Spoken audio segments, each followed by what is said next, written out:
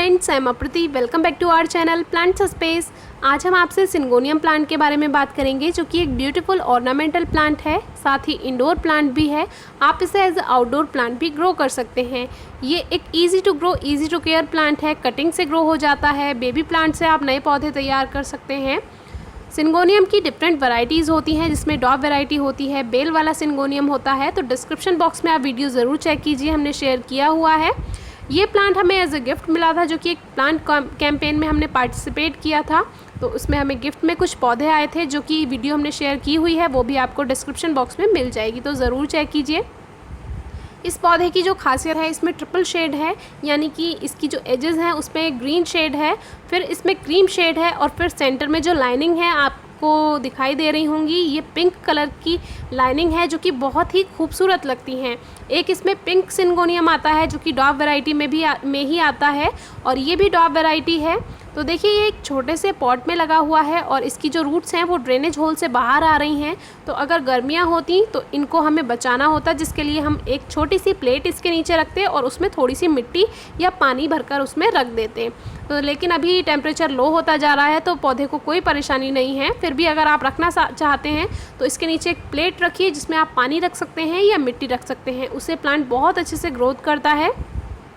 तो देखिए, इतने छोटे पॉट में ही ये लगा हुआ आया था, और पौधा भी काफ़ी छोटा था। लेकिन फिर हमने इसको 10 इंचेस का पॉट दिया था, जो कि आप हमारी लास्ट वीडियोस में ज़रूर देखिएगा। तो क्या होता है, जब हम छोटे पौधे को बड़ा पॉट दे देते हैं, यानी कि ये डॉब वैरायटी थी और हमने इसको बड़ा पॉट दे दिया था और फिर फर्टिलाइज़र भी दिया था, तो इसने बहुत जल्दी ग्रोथ की, और फिर वो ओवर ग्रोथ हो गई थी इसकी, और पत्तियाँ भी काफ़ी बड़ी होकर गिरने लगी थी। तो वो इसके लिए सही नहीं था। फिर हमने दोबारा से इसको ये 6 इंचेस का पॉट दिया है। 5 इंचेस का पॉट है, ये 6 का नहीं है। 5 इंचेस का पॉट दिया, और फिर इसमें ये बहुत अच्छे से ग्रोथ कर रहा है। लगभग 3 से 4 महीने पहले हमने इसको इसमें लगाया था, और तभी पॉटिंग मिक्स में हमने इसमें फर्टिलाइज़र ऐड किया था, जो कि केवल गोबर की खाद यानी काऊ डंग था। कोई भी इनऑर्गेनिक फर्टिलाइज़र हम पौधों को नहीं देते हैं। और आप देखिए कितनी अच्छी ग्रोथ पौधे ने की है, और ये मल्टीप्लाई होता जा रहा है। तो इस तरह से एक बार के फर्टिलाइज़र में ही बहुत अच्छे से ग्रोथ कर रहा है।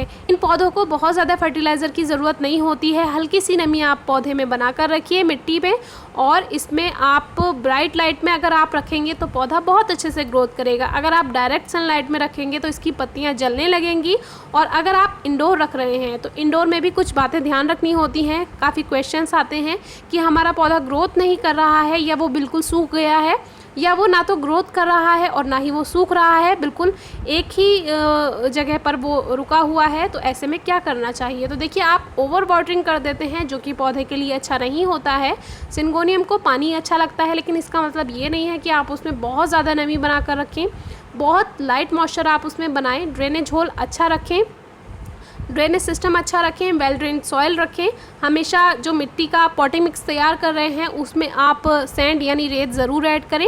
वो आपके पौधे को स्वस्थ बनाने के लिए अच्छी होती है। अगर आपने कोकोपीट में लगाया हुआ है, जैसे आप नर्सरी से या ऑनलाइन पौधे मंगवाते हैं, फिर आप उसको रिपोर्ट नहीं करते हैं, तो क्या होता है, उसमें कोई पौधा कोकोपीट में लगा हुआ होता है, और आप उसमें जो मॉइस्चर है उसको मेनटेन नहीं कर पाते हैं, तो उससे भी पौधा मरने लगता है। तो कोकोपीट में अगर आपका पौधा लगा हुआ है, तो आप उसके लिए पहले पॉटिंग मिक्स तैयार करें सही से, क्योंकि कोकोपीट में लगा के वो पौधे इसलिए भेजते हैं, चाहे ऑनलाइन आते हों चाहे नर्सरी से, क्योंकि कोकोपीट में ये प्लांट्स जो होते हैं अच्छे से ग्रोथ कर लेते हैं। लेकिन जब ये पौधा आपके यहाँ आता है तो आप इसके लिए स्पेशल सॉइल तैयार करें। और जैसे परलाइट भी होता है किसी किसी पौधे में, तो वो तो अच्छा होता है, क्योंकि परलाइट जो होता है वाइट कलर के आपको छोटे छोटे दाने दिखाई देते हैं, वो परलाइट होता है। तो परलाइट अगर आपकी मिट्टी में नमी नहीं है तो वो उसको पानी को होल्ड करता है। अगर ओवर मॉइस्चर है तो उसको सोख लेगा, और अगर मिट्टी में पानी नहीं है, उसमें कम हो गया है, तो वो पानी उसमें जड़ों तक पहुंचाता है, जो वो स्टोर करके रखता है। तो परलाइट तो फिर भी ठीक है, लेकिन कोकोपीट में अगर पौधा लगा हुआ है तो आप उसको हटाइए, या उसमें थोड़ी सी ही मात्रा रखिए कोकोपीट की, अगर आपको कोकोपीट रखना भी है तो।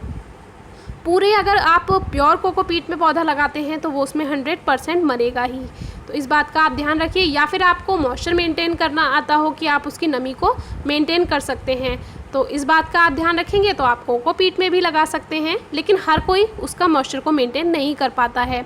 तो एक तो आप इंडोर प्लांट्स को ब्राइट लाइट दीजिए, फ्रेश एयर दीजिए, ऐसी जगह पर रखना है जहाँ पर फ्रेश एयर हो, क्योंकि जब घर में घुटन हो जाती है, गर्माहट हो जाती है, तो उस पौधे ग्रोथ नहीं करते हैं जो इंडोर प्लांट्स होते हैं।